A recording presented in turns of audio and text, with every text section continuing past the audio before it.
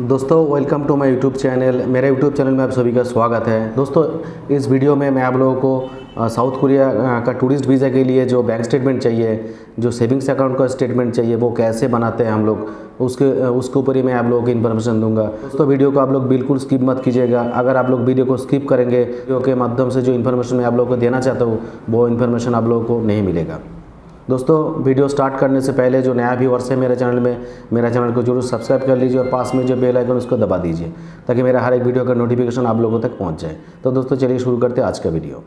दोस्तों इस वीडियो में मैं आप लोगों को बताऊंगा कि साउथ कोरिया वीज़ा के लिए आपका जो सेविंग्स अकाउंट है या सेविंग्स अकाउंट स्टेटमेंट है वो कैसे होना चाहिए, वो कैसे बनाया जाता है, या आपका जो सेविंग्स अकाउंट है साउथ कोरिया वीज़ा के रिगार्डिंग वो आप लोग कैसे बना सकते हैं। आप लोग ध्यान में रखिएगा, ये सिर्फ साउथ कोरिया वीज़ा के लिए मैं बोल रहा हूँ। ये जो बैंक स्टेटमेंट है ये साउथ कोरिया वीज़ा के लिए है, मैं दूसरा किसी कंट्री का वीज़ा के लिए नहीं बोल रहा हूँ, क्योंकि हर एक कंट्री का जो बैंक स्टेटमेंट है वो अलग अलग मांगते हैं, उनका रूल अलग अलग होता है। इसलिए ये वीडियो सिर्फ साउथ कोरिया टूरिस्ट वीज़ा के लिए है। दोस्तों कोई कॉन्सुलेट या कोई वीज़ा ऑफिसर जब आपका जो बैंक स्टेटमेंट है वो चेक करते हैं, वो पहले क्या क्या डिटेल चेक करते हैं आपका सेविंग्स अकाउंट में, वो पहले आप लोगों को जानना पड़ेगा। तो आप लोगों को मालूम होगा कि आपका जो बैंक स्टेटमेंट है वो कैसा होना चाहिए।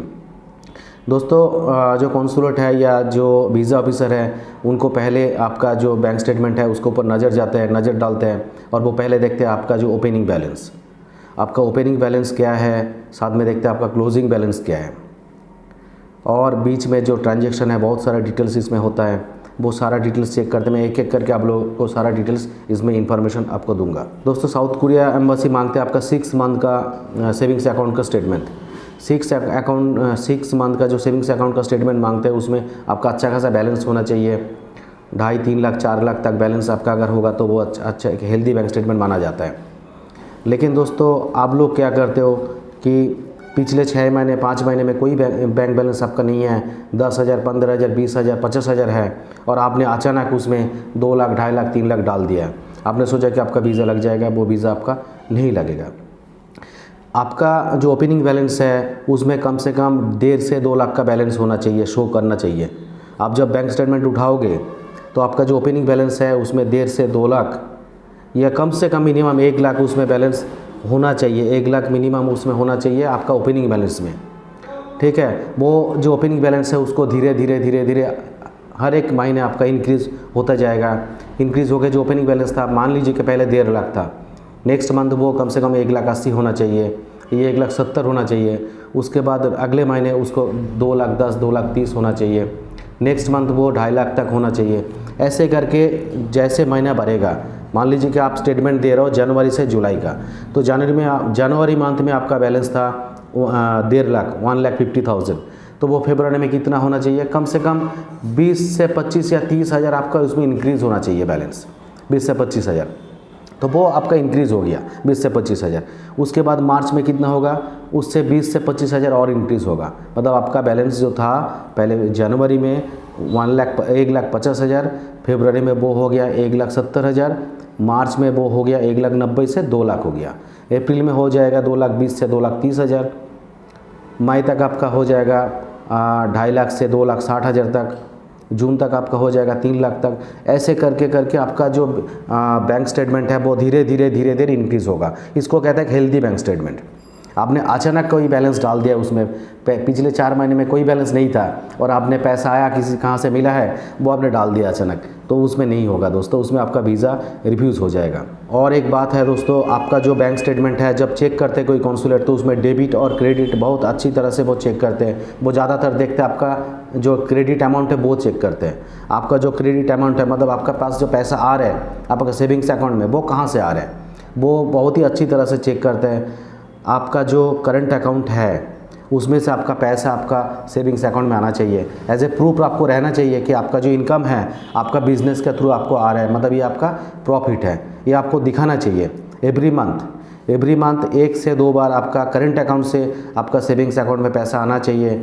आपका जितना प्रॉफिट है उतना ही आप डालोगे, चाहे 1 बार में डालो, चाहे 2 बार में डालो, चाहे 3 बार में डालो, वो प्रॉब्लम नहीं है। मान लो कि आपका जो बिज़नेस का एवरी मंथ इनकम है 30,000, तो आप इसको 10,000 करके 3 बार डाल सकते हो करंट अकाउंट से सेविंग्स अकाउंट में, या 2 बार में 15-15 करके डालो, या एक बार में 30,000 डाल दो। ऐसे करके भी आप डाल सकती है, एक बार 10,000 एक बार 20,000 ऐसे भी डाल सकते हो। 2 से 3 बार आपका अकाउंट में हिट होना चाहिए, कम से कम एक बार हिट होना चाहिए एवरी मंथ आपका करंट अकाउंट से सेविंग्स अकाउंट में। तो अब कंसोलेट का पता लगेगा कि आपका ये जो बिज़नेस है, आपका बिज़नेस से आपका पैसा आ रहा है, आपका पैसा जनरेट हो रहा है।